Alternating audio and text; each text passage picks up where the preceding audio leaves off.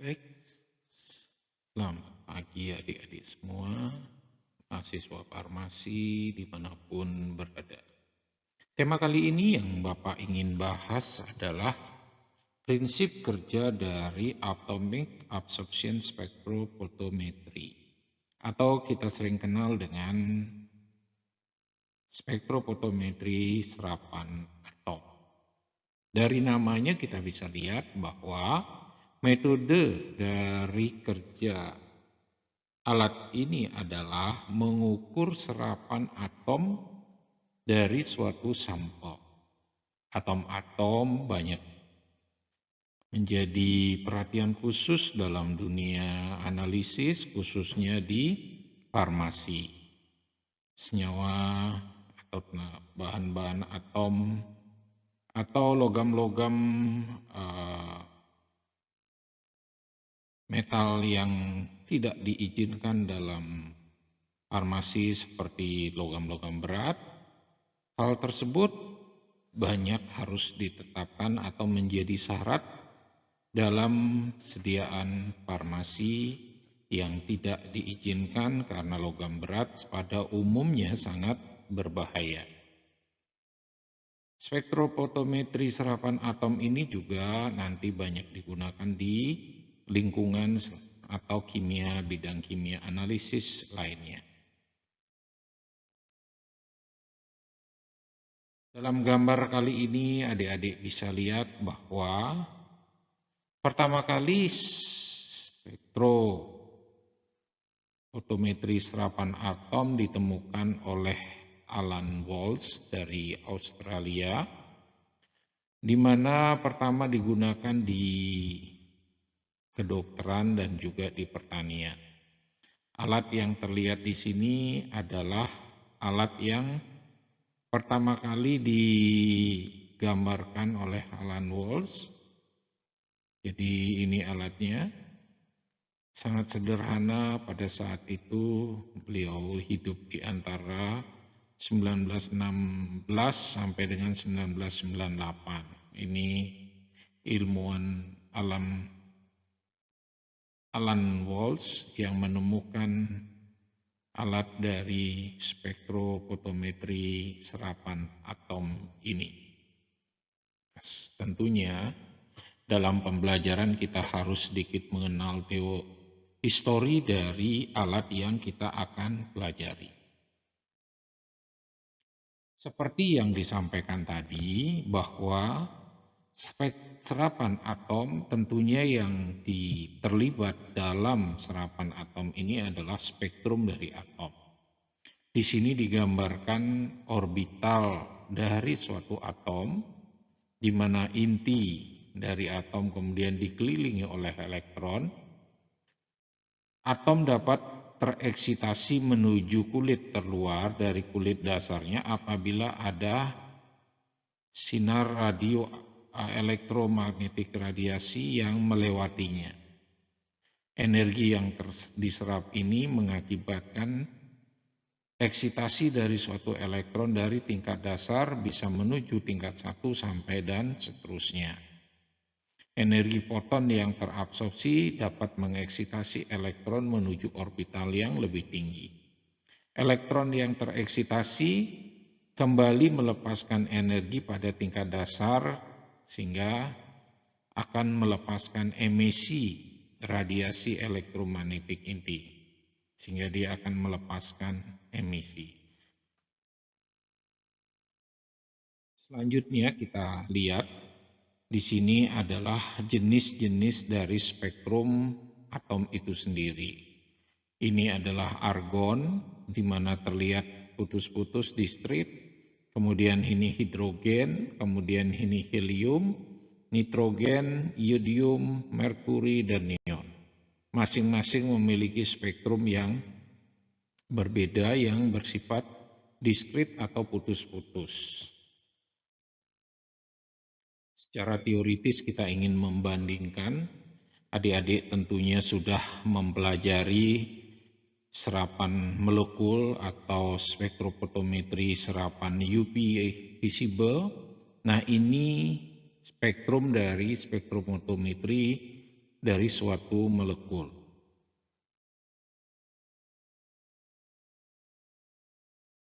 Mereka bersifat distrik, jadi pada panjang gelombang akan menyerap sehingga memberikan puncak maksimum pada panjang gelombang tertentu.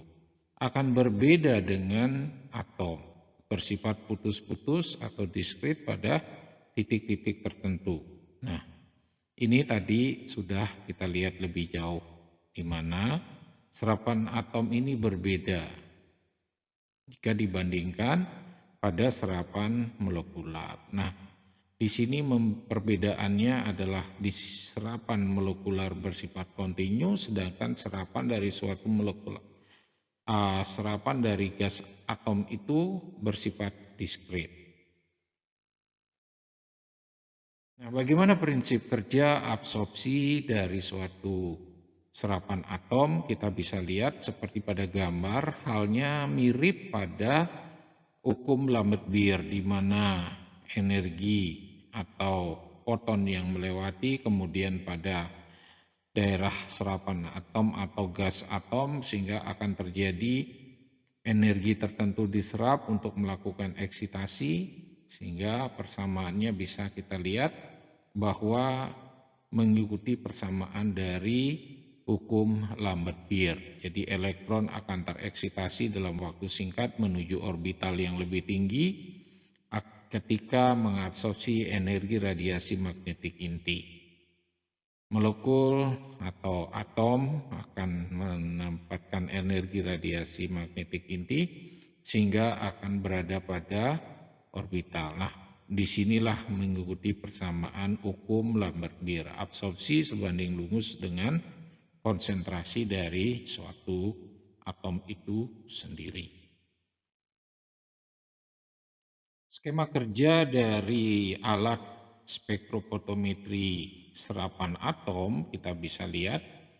Pertama adalah lampu halo kathode atau sebagai sumber radiasi akan melewati pada intensitas awal melewati dari burning atau nyala api yang nantinya kita akan jelaskan, sehingga di sini menuju monokromator akan dipilih pada daerah panjang gelombang tertentu, kemudian dilewatkan pada detektor, kemudian sinyal diamplifikasi sehingga muncullah readout atau serapan atom itu sendiri. Nah, di sini dari flame salah satunya di sini ada sampel, kemudian menuju burning, kemudian akan mengalami penguapan. Nah, kita perlu lihat salah satu dari sumber energi radiasi magnetik inti yaitu lampu halo kathode. Nah, di sini lampu halo kathode tidak hampir mirip dengan lampu-lampu tungsten biasa menggunakan kawat dari tungsten, kemudian katoda dapat dibuat dari natrium, kalium atau kalsium, kemudian di dalam ini vakum, tentunya diisi dengan gas argon atau neon. Lampu halo kathode ini sebagai sumber dari elemen yang akan diukur nantinya. Setiap elemen yang akan ditaruh di sini sesuai dengan elemen atom yang akan diukur dan memberikan panjang gelombang yang berbeda-beda. Nah, disinilah perbedaannya, bahwa setiap elemen atom yang akan diukur akan membutuhkan halo kathode yang sejenis agar memiliki kekuatan energi radiasi elektromagnetik yang sama. Ada sumber halo kathode yang lainnya adalah di mana electrodeless discharge lamp. Di sini gambarnya dia tidak menggunakan katoda, dia menggunakan grafit sebagai pemanasan.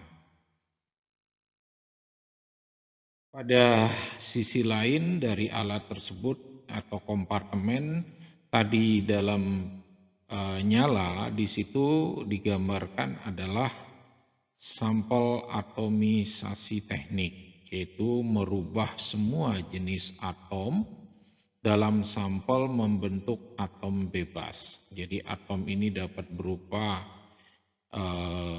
molekul, dapat berupa garam, dapat berupa oksidanya, sehingga dia akan nanti dirubah menjadi bentuk gas atom. Tentunya diperlukan energi yang tinggi. Ada 5 jenis yang atomisasi yang biasa digunakan dalam AAS seperti flame ionization, electrothermal atomization, Gallow discharge atomization, hybrid atomization, cold vapor atomization. Nah, di sini salah satu contoh dari flame ionisasi. Jadi suatu nyala akan biasanya memberikan waktu yang lama, di sini akan membakar, kemudian sampel akan terakspirat masuk menuju campuran sehingga menuju nyala atom. Bagaimana mekanisme kerjanya kita bisa lihat dalam slide berikutnya. Nah, atomisasi dari nyala simple, kemudian dia akan merubah analit menuju gas atom dalam bentuk uapnya, kemudian dalam nyala dia akan berubah menjadi gas. Nah, begitu tiga prinsip kerja dari flame atomization.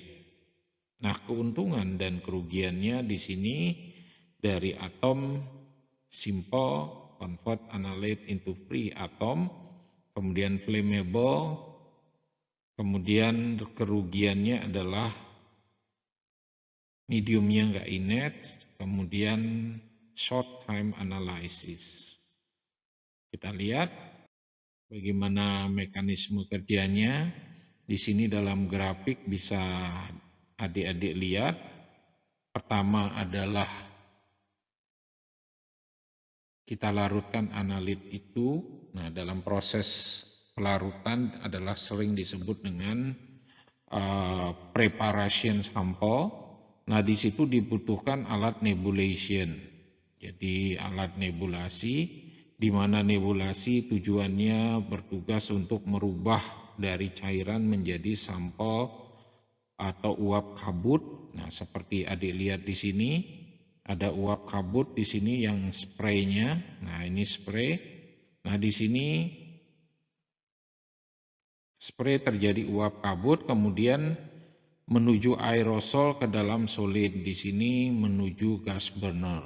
Jadi aerosol ini akan terjadi di solvatation, yaitu atom padat tercampurkan dengan gas api. Nah, di sini terjadi perubahan dari molekul menuju desolvatation, kemudian terjadi volatilization, penguapan. Jadi penguapan dari atom itu, kemudian setelah diuapkan menuju uap di nyala api ini. Jadi dalam uap ini akan dapat berupa gas molekul, di mana molekul bisa mengabsorpsi, atau kemudian setelah itu akan berubah menjadi atom atau ion yang akan tereksitasi menyerap molekul. Tentunya yang diharapkan dalam AAS ini adalah atomisasi atau molekul-molekul tadi berubah menjadi atom. Nah, bagaimana mekanismenya kita bisa lihat dalam slide berikutnya. Nah, di sini metode dari flame di sini pertama adalah flame expiry vary in temperature, kemudian reproducible and transmission characteristic, kemudian selected according to the element being analyzed and properties of the sample. Jadi maksudnya di sini pemilihan flame tentunya akan sangat bervariasi tergantung dari jenis atom yang akan kita analisis, karena flame nyala ini masing-masing atom untuk mendapatkan perubahan dari bentuk padat oksida kemudian menuju gas atom, itu memerlukan panas yang karakteristik tergantung dari jenis atom yang akan kita lakukan analisis. Nah, oleh sebab itu dibutuhkanlah nyala yang berbeda-beda yang dapat menghasilkan suhu yang bervariasi. Nah, misalnya campuran dari argon dan hidrogen akan menghasilkan maksimum temperatur sampai 1577 derajat Celcius. Kemudian udara dengan hidrogen dia akan menghasilkan suhu maksimum 2045 derajat Celcius. Kemudian udara dengan gas asetilen dia bisa menghasilkan maksimum suhu sampai 2300 derajat Celcius, atau kita menggunakan nitrous oxide dengan asetilen di sini menghasilkan hampir 3000 derajat Celcius, khususnya untuk menggunakan senyawa-senyawa yang sangat memerlukan gas atomisasi atau suhu atomisasi yang sangat tinggi. Nah, keuntungan dari flame atomisasi di sini convenient, reproducible, easy to use, kemudian murah, jadi inexpensive. Nah, berikutnya pembentukan atomisasi yang lainnya adalah flameless method, yang itu menggunakan graphite furnace. Nah, di sini gambarnya graphite tube. Ini salah satu contohnya. Ini model tampilan dari grafitnya di dalam skematis. Di sini grafit, kemudian ada sampel yang mengalir ke dalamnya, cuman di sini diteteskan sampelnya dalam jumlah yang relatif sedikit jika dibandingkan dengan flame ionization. Di sini tidak menggunakan nyala, tetapi menggunakan thermal, di mana halo grafit ini akan dipanaskan pada suhu yang tinggi yang diinginkan di dalam kompartemen halo grafit ini. Nah, suhu yang dibutuhkan dapat sangat bervariasi sesuai dengan kebutuhan dari atomisasi atom yang diinginkan. Nah, kita lihat elektrothermal ini biasanya menggunakan suhu volume yang sangat sedikit, kira-kira sampai dengan 10 mikroliter. Kemudian ada 3 jenis proses yang terjadi di dalam grafit tadi. Pertama adalah pemanasan, tujuannya adalah menguapkan dari solvent yang dibawa. Kemudian dia lanjutkan pemanasan yang lebih tinggi, merubah atau pengabuan, di mana semua sampel dirubah menjadi arang atau abu. Tinggal nanti terjadi perubahan dari logam, yaitu menuju cair logam yang membentuk metal oksidanya. Setelah terbentuk metal oksidanya dipanaskan lebih tinggi sampai 3000 derajat Celcius, sehingga logam oksida ini akan terlepas, menjadilah uap logam dalam bentuk gas, sehingga saat itu dilewatkan radiasi elektromagnetik, sehingga kita bisa lihat akan terjadi absorpsi dari gas atom di dalam graphite furnace ini.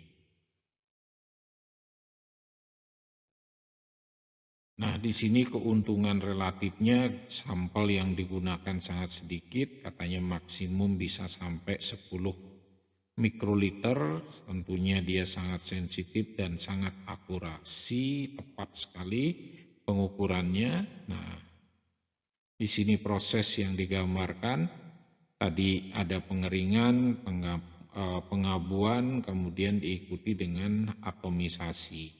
Nah, spektrum yang terbaca bisa adik-adik lihat, yang kita ukur di sini adalah atomic absorption peak. Di sini spektrumnya bersifat diskrit seperti yang sudah dijelaskan pada gambar sebelumnya. Nah, kita lanjut pada monokromator. Seperti pada spektrofotometri UV, tentunya monokromator ini tujuannya adalah merubah sinar polikromatis menjadi sinar monokromatis dengan cara menggunakan cincin atau difraksi, bisa berupa grating, kisi, atau bisa berupa prisma. Nah, di sini sebagian besar lampu dilewatkan pada cincin, kemudian dipantulkan menuju monokromator. Dari grating ini akan mengalami pemisahan, difraksi, atau kemudian dilanjutkan pada cermin focusing. Dari cermin focusing kemudian dipilih slit, yaitu pemilihan panjang gelombang yang diinginkan, sehingga menujulah detektor. Nah, ditangkap oleh detektor, sehingga konsepnya di sini hampir mirip dengan spektrofotometri serapan atau molekul atau spektrofotometri UV visible. Nah, selanjutnya detektor. Detektor bisa berupa dari fotosel atau fotoion. Nah, di sini dia dapat juga berupa foto multiplier tube yang dapat mengamplifikasi dari sinar foton ini, sehingga akan terjadi electromagnetic wave, kemudian dirubah menjadi arus listrik. Jadi sinar radiasi yang masuk akan mengakibatkan aliran foton di dalam tabung hal detektor di sini di node, kemudian akan ditangkap oleh anode sebagai sinyal berupa muat arus listrik. Nah, di sini mendapatkan respon, ditangkap, diamplifikasi, kemudian diterjemahkan oleh readout berupa serapan. Nah, pemanfaatan dari spektrum AAS ini dapat di lingkungan untuk menetapkan cemaran-cemaran dari logam berat di dalam lingkungan, atau mendeteksi logam-logam yang terdapat di dalam lingkungan, atau juga dapat digunakan dalam industri elektronik atau industri logam-logam yang dapat mengukur konsentrasi dari logam-logam di dalam sampel atau di dalam alat-alat. Atau juga di industri petroleum, chemical, atau polimer yang tujuannya untuk mengukur kandungan logam. Nah, kita fokus pada kedokteran dan farmasi untuk mengetahui kandungan logam yang dapat berupa mikrologam yang dibutuhkan dalam tubuh, atau juga logam-logam berat yang dapat mengganggu kesehatan. Nah, mikrologam seperti natrium, kalium, kadmium itu sebagai logam berat. Nah, ini banyak digunakan dalam ligan sebagai aktivasi atau dalam neurotransmitter atau yang lain-lainnya dalam sistem biologi.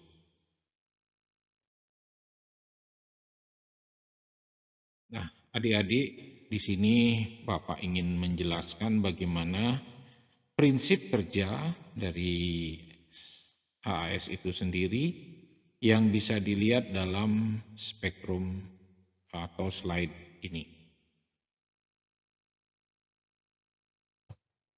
Baik, di sini ada seorang mahasiswa dari Orange State University sedang menjelaskan spektrum absorpsi atom, di mana alat ini terdiri dari halokatode yang sedang dibuka, yang sedang adik-adik lihat.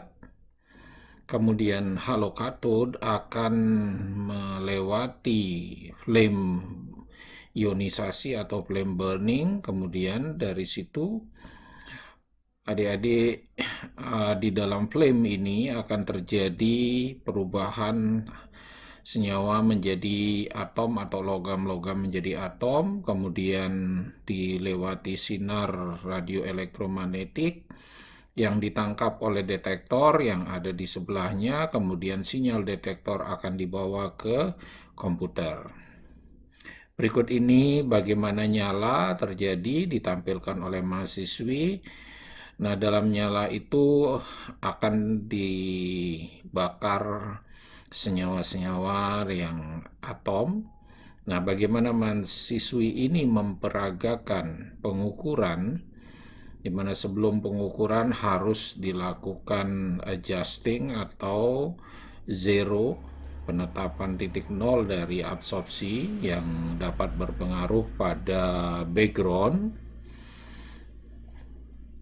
Setelah pelarut baku blanko diukur, kemudian dilakukan zero background, kemudian diteruskan dengan pengukuran sampel yang sudah diketahui konsentrasinya atau sampel yang belum diketahui konsentrasinya.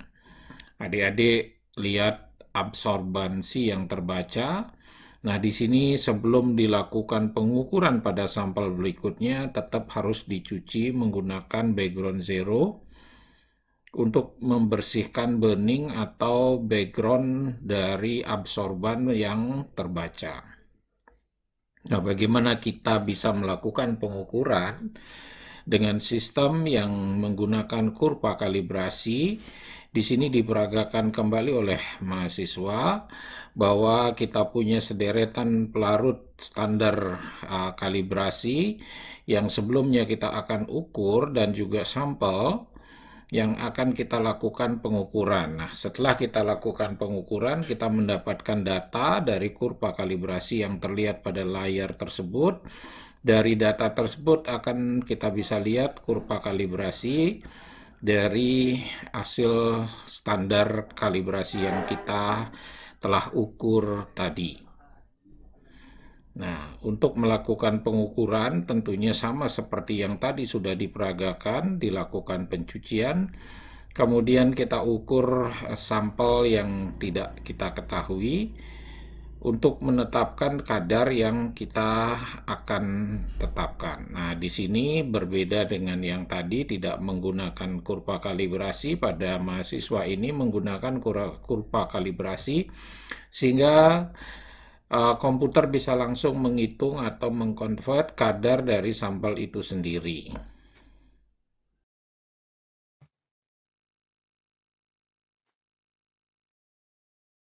Terima kasih adik-adik telah menyaksikan video ini. Adik-adik bisa menyimak video ini berulang kali sampai dengan adik-adik benar-benar memahami teori dasar prinsip kerja dari spektrofotometri serapan atom. Adik-adik bisa bandingkan dengan teori yang lainnya atau baca buku lebih jelas sambil menyimak video ini. Jangan lupa subscribe dan berikan like pada video ini. Terima kasih semuanya.